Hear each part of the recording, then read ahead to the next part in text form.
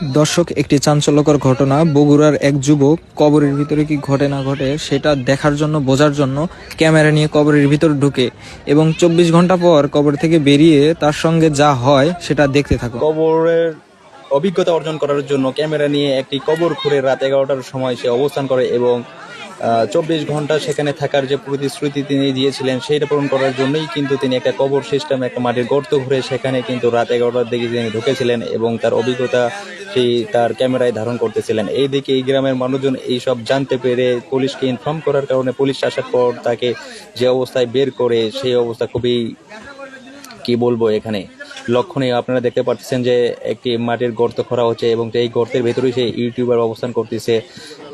সে আসলেই দেখতে চাইছে যে আসলে মানুষ কবরের ভেতর মানুষকে কবর দিলে তার অভিজ্ঞতাটা কীরকম হয়। সে নিজ চোখে বা নিজে সেই জিনিসটা চ্যালেঞ্জ হিসেবে নিয়েছিল এবং সেই চ্যালেঞ্জকে ফুলফিল করার জন্য তিনি তার বাড়ির উঠানে এইরকম একটা রিস্কমূলক একটা কাজে কিন্তু তিনি পদক্ষেপটা নিয়েছিলেন। সে কারণেই কিন্তু সে দেখা যাচ্ছে যে রাতের গভীর যাতে মানুষজন না জানে সে এমন একটি অবস্থায় তার নিজের ভাইকে নিয়ে কিন্তু সে এরকম একটা কবরের ভেতর অবস্থান করেছিল। এটা খুব ভয়ানক এবং সাহসের একটা বিষয়। যেহেতু বাংলাদেশের কোনো ইউটিউবার এরকম কোনো পদক্ষেপ নিয়েছিল না, এইটাই প্রথম। তার নাম হলো মিজানুর রহমান রনি। তিনি একজন ইউটিউবার হিসেবে নিজেকে পরিচিত করতে চান, সেই কারণেই মূলত বিভিন্ন চ্যালেঞ্জ তিনি নিয়ে থাকেন। আর এইরকম একটা ভয়ানক চ্যালেঞ্জ তিনি কিভাবে নিলেন এইসব বিষয় তদন্ত করার জন্য এবং আসলে তার উদ্দেশ্যটা কি এইসব বিষয় সবকিছু তদন্ত করার জন্য পুলিশ তাকে পুলিশের হেফাজতে নিয়েছিলেন।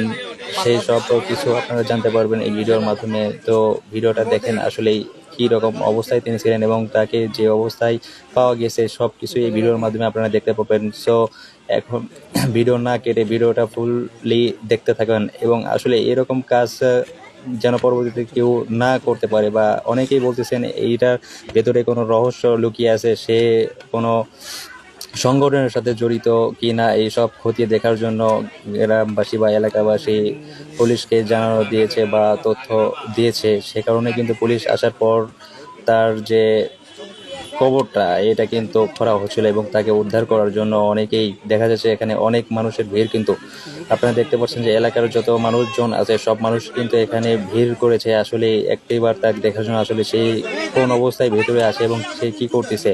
এখন আপনারা যদি এটা দেখতে পান চান তাহলে কিন্তু ভিডিওটা ফুল দেখতে হবে, তাইলে কিন্তু বুঝতে পারবেন আসলে সে কি অবস্থায় আছে মাটির ভিতরে এবং মাটির ভিতরে যাতে অক্সিজেনের কোনো সমস্যা না হয় সে কারণে তিনি কিন্তু কবরের দুই পাশে দুইটা পাইপ কিন্তু সেট করে দিয়েছেন যাতে এক পাইপ দিয়ে অক্সিজেন যাইতে পারে এবং অন্য পাইপ দিয়েও সেই অক্সিজেনটা পাস হইতে পারে।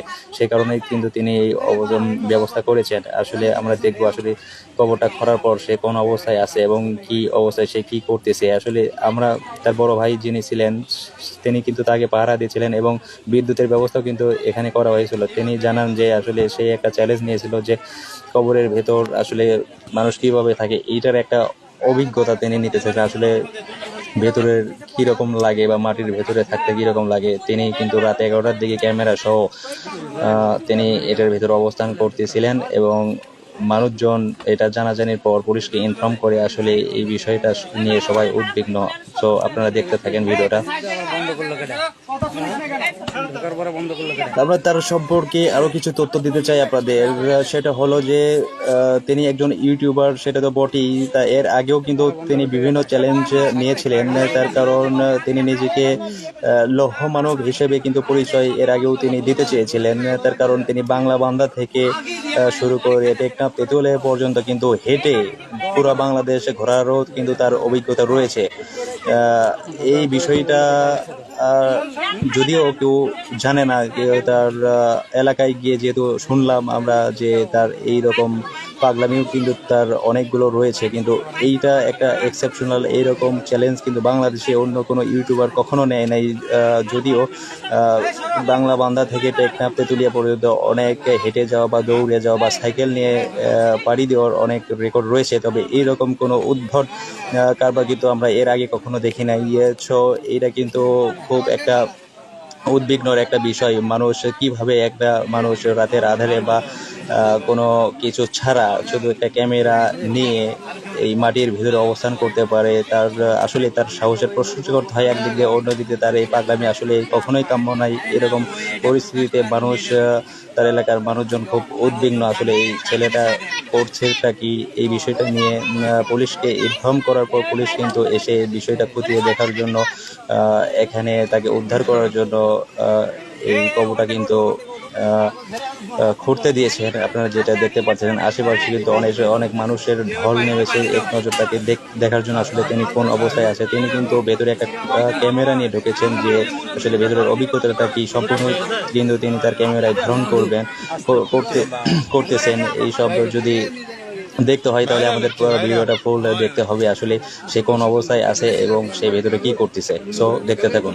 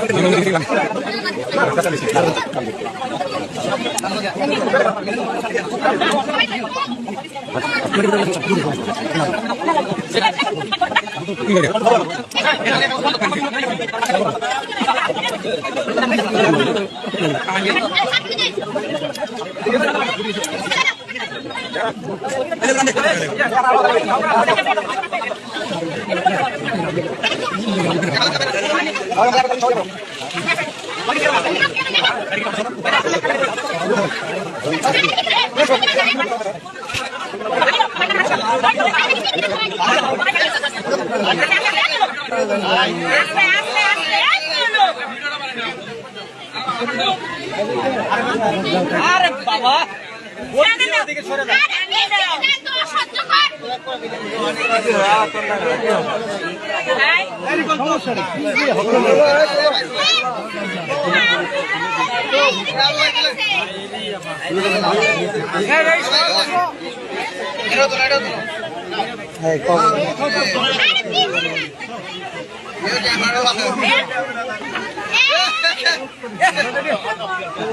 আরে উঠবে ও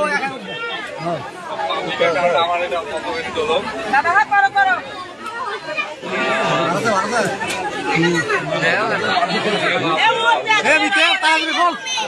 আরে এই